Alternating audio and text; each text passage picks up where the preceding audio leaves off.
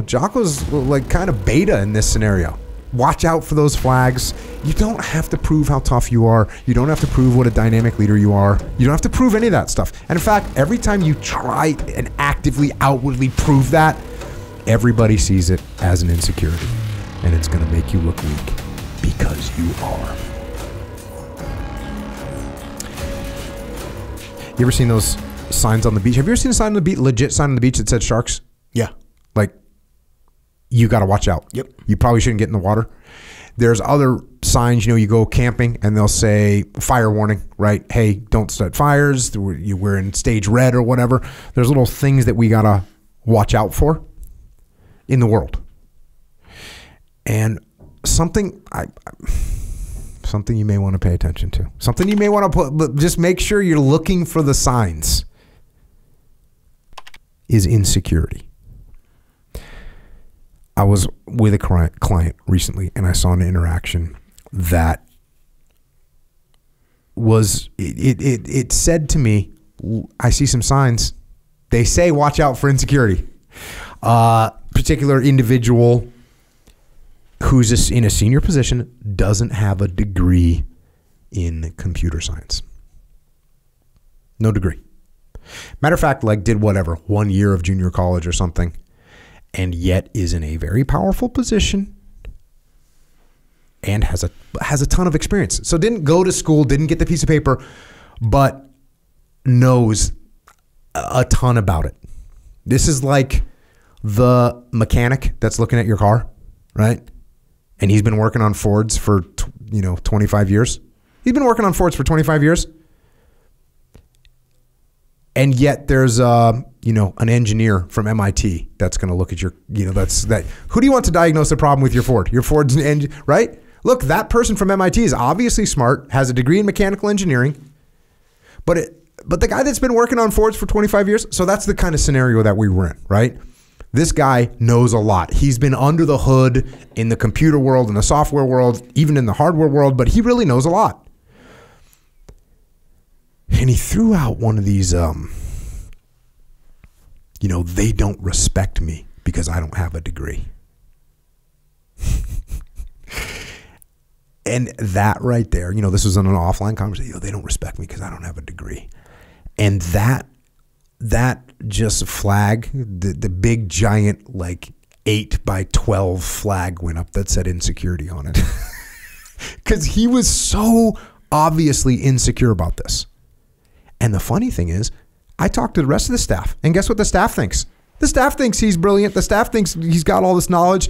The staff thinks that it's incredible what he's done. They're totally behind him, and yet he's insecure about the fact that he doesn't have a degree in this stuff. And this is just so ego-driven. So now he feels like maybe he's not good enough because he's insecure. So now he's projecting on everybody else that they don't think he's, got it going on. And so then it's like, then what happens is, so there's one flag goes up, then another flag goes up. The other flag is like, hey, we need to do it my way. So all of a sudden we're imposing on people. All of a sudden another flag goes up. That's like making people look stupid in a conversation. Hey, that's a completely different engine than that Ford that you're talking about. You did, and then it's a little snide. Oh, they didn't teach you that in college? You didn't learn that up at MIT? You didn't learn that? And all of a sudden, it's just red flag, red flag, red flag. And it gets to be a little bit embarrassing. And what sucks is, of course, everybody sees it, right? Yeah, they might not see the first one. You put up one red flag, and you put up a flag, and people, maybe you raise it half-mast. It's a half-mast thing that says insecurity, and people kind of overlook it because there's a bunch of other flags of, hey, confident and knows stuff. And so they don't really see it. But then you start putting up flag after flag after flag, and it really starts to leave a mark. So I'm asking you to pay attention to that. I'm asking you to not do that, actually. I'm asking you to pay attention to insecurity because it can manifest itself in a lot of different ways. They don't respect me. That's a huge one. They don't respect me because I'm too old. They don't respect me because I'm too young. They don't respect me because I don't have a degree. Or they don't respect me because I have a degree, because that happens too, right? Oh, this freaking college kid coming down here with his degree. Or the opposite happens. Oh, they think they know everything just because they've been to college. Like, did I catch both directions there? I can't tell if I did. It can go either way, right? Either this guy has a degree, thinks he knows everything, or this person doesn't have a degree, they don't know what the hell they're talking about. Or I have experience or don't have experience. That's another one, right? I've been doing this for 25 years. I don't have to listen to Dave. Or Dave, he has 25, so he thinks he knows everything. Either direction. We can find insecurity in either direction. And the thing is, no one cares.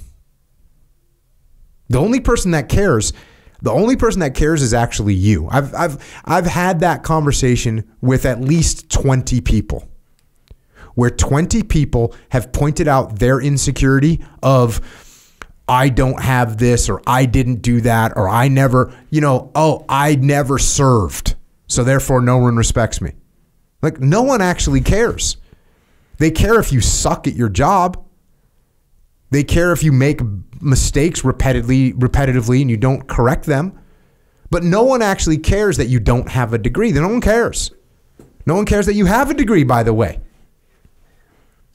So by the way, this is your ego. So this is your ego your ego gets very reactive to this stuff.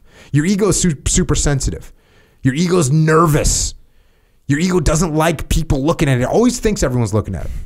Your ego thinks everything is looking at you, when the reality is no one actually cares. So what can you do about it? When you start to feel this, when you start to feel the insecurity come out, just freaking take ownership of it. I know you probably thought I was going to say that, but take ownership of it. Own it. And the way you own it is by saying, like, yeah, you know what? They might have learned something in college that I don't know. How hard is that? So you're a computer science, you didn't get a computer science degree, but you know all kinds of stuff about computers because you've been under the hood of computers for 25 years, but you got some other person that rolls in that has their computer science degree from MIT, and instead of being like, they think they know everything, instead own it and say, oh yeah, you know what? That's pretty awesome. They probably learned some stuff that I don't know. Good. I can utilize that knowledge. If you understand that maybe someone has more experience than you, instead of being like, well, that Dave thinks he knows everything just because no, actually be like, hey, Dave, you've been doing this for long with me. That's awesome. I really want to learn from you. Take ownership of it, and take ownership of it internally and externally, right? If you only take ownership of it externally, but you really hold the internal grudge, everybody can see it. So watch out for that one. Everyone can see how insecure you are. And this is the crazy thing. Pay attention to this. When you're hiding your insecurities, everybody can see them. When you open them up, they're not there anymore. Isn't that a wild thing to think about? When you hide your insecurities, everyone can see them.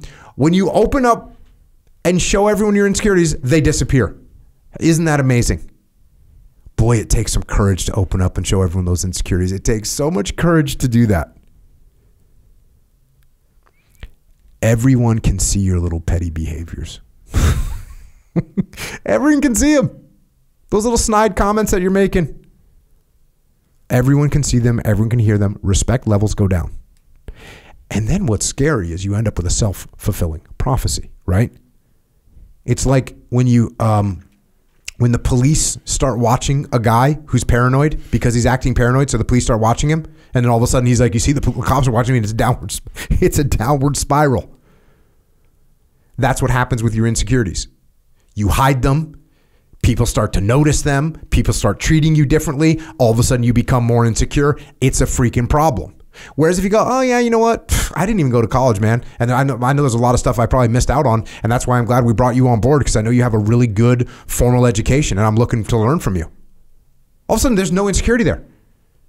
It actually becomes a security. You actually look like a confident, squared away person that's willing to learn and be humble. What'd you write down, Dave? What I wrote down was how humbling and I really think how liberating is it to accept nobody's thinking about me. Nobody was paying attention to me. Nobody cares about me or my background or my resume. And it gets to the counterintuitive nature. You talk about this all the time, how counterintuitive things are. The more you try to hide it, the more visible it is. The more my ego gets in the way to try to prevent what I'm afraid of, the more likely the thing I'm afraid of is going to reveal itself. Is just like, nobody cares about you. That's such a good place to start, man. And it's hard. Man. You have an egocentric view of yourself and the world, and you think everyone notices you, and they actually freaking don't. They don't. There's not one person that went home after that meeting and was like, gee, I wonder what Dave Burke got his degree in. No one did that. Actually, I take that back. You know who did do that? You know who did that? Someone that's insecure. Yep. Someone that's insecure about Dave Burke really did a good job in that meeting, but I wonder what he's got his degree in. That's who you're just dealing with, insecure people, and everyone can see that they're insecure, so don't join in with them. Everyone can see that they're insecure.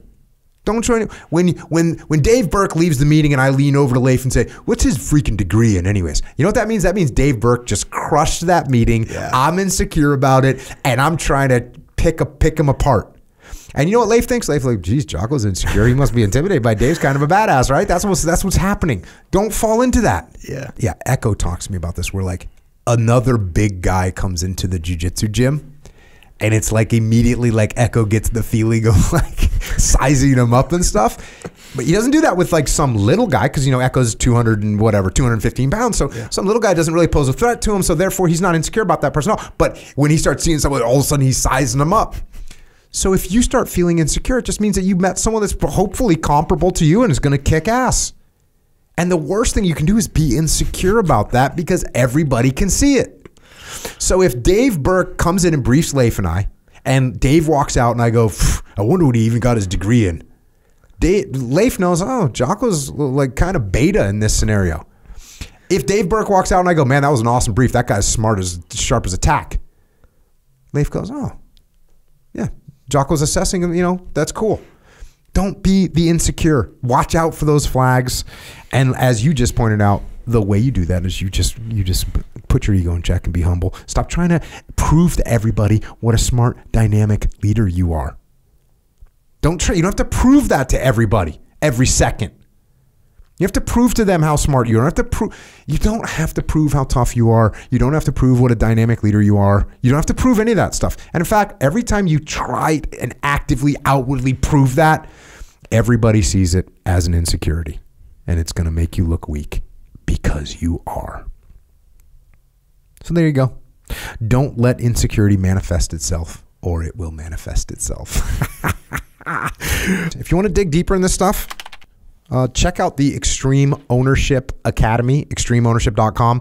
We have a bunch of courses on that. We got 2 free courses right now. One by Dave and me, one by Jamie and me.